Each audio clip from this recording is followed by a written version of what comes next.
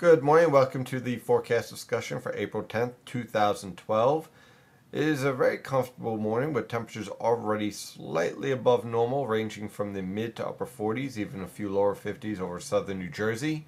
But notice the dew points. They are very low this morning, ranging from the mid 20s to mid 30s. And that means that we're continuing to see a very dry atmosphere in place.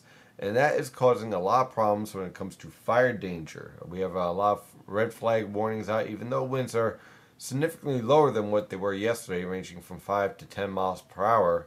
But still, because the atmosphere is so dry and the boundary layer is so dry, which basically means all the grass and the brush out there is very dry, it doesn't take much to create some fire dangers, and that's exactly what we're seeing in Long Island and portions of southwestern New Jersey.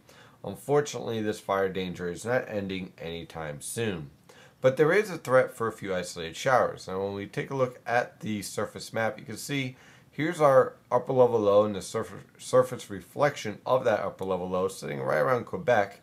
And you have these disturbances that are moving through. Now, this isn't going to produce any widespread rainfall, so if you have any plans for outdoor activities today, don't worry. The Mets game, the Phillies game, and if you're going down to Baltimore, the Yankees game will be fine when it comes to, spending time outdoors.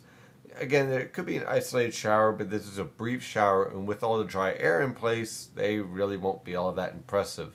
So if you are going to the games, be on guard, run over, get a hot dog while the shower is passing through, but it won't be a threat for the baseball games for this afternoon or if you have any after-school activities. When we take a look at the infrared satellite picture, you can see most of the lifting here is associated with around the St. Lawrence River Valley, around the eastern Great Lakes in New England, and a lot of southeastern Canada, really over the northern Mid-Atlantic, which is the New York City and Philadelphia metropolitan areas. You have a lot of clear skies, and the shower threat is really not all that impressive. So thus, the threat for isolated showers. When we take a look at the radar, you can also see again an isolated shower threat here right off of Long Island, a few isolated showers over central Pennsylvania. Most of your lifting is focused around the Great Lakes, and we even have a little bit of lake effect and lake enhancement of these showers that will not reach the New York City and Philadelphia metropolitan area.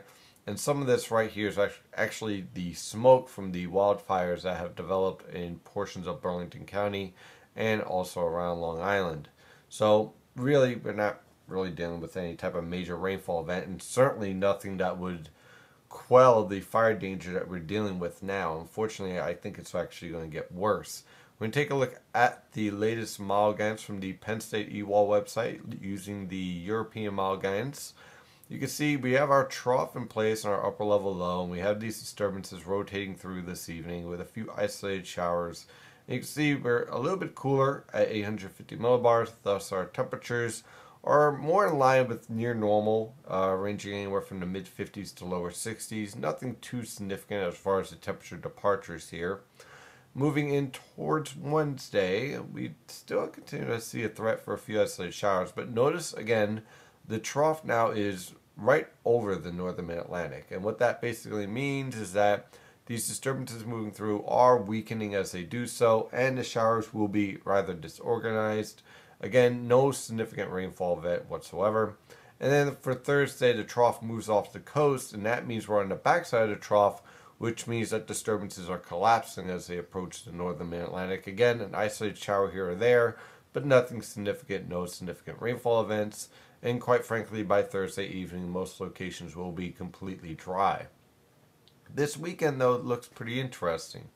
For Friday and Saturday, we're going to have a very large ridge starting to take hold throughout the eastern United States. And that's interesting for one reason. It's going to get very warm, temperatures pushing into the 60s and possibly even a few lower 70s. And also, we're going to have a southwesterly wind take hold. Why am I concerned about that? Well, remember what I mentioned about the fire danger. For one, we have very dry air in place over the northern Atlantic. We'll have winds increasing from the southwest. Temperatures will be very warm, skies will be clear. Keep an eye out there for the threat for fire danger. It's going to be present, and it's going to be a significant problem as we move in towards this weekend.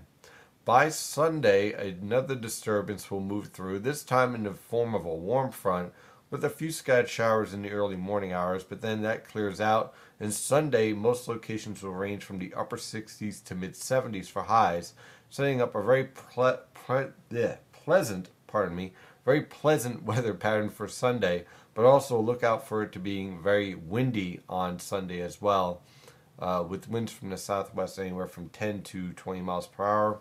I'm rather concerned about these winds at the mid-levels mixing down, enhancing the fire danger even more. So yes, temperatures will be in the mid-70s in many locations, especially in the Philadelphia metropolitan area, but you might also have to be dealing with a brush fire. So keep an eye out there for that. It's going to be a problem.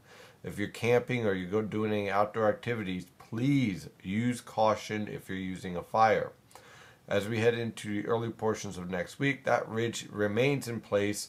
Again, we're going to have to keep an eye on a few isolated showers here and there, with some disturbances passing through the Great Lakes and clipping the northern Mid-Atlantic, especially portions of the New York City metropolitan area.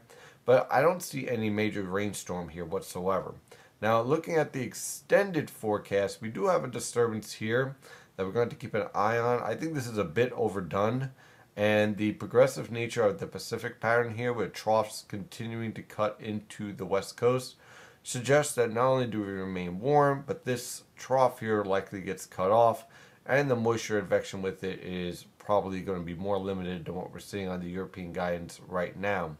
So what I wouldn't be surprised is if we see a deep trough in the west, a nice ridge in the east, this upper level disturbance spinning over the southeast and portions of Georgia, South Carolina, but much of the northern Mid-Atlantic remains dry and very warm.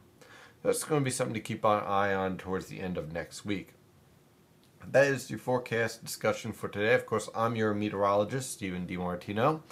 For all your weather needs, contact nynjpaweather.com or visit nynjpaweather on Twitter and Facebook. Have a wonderful day. Stay safe out there.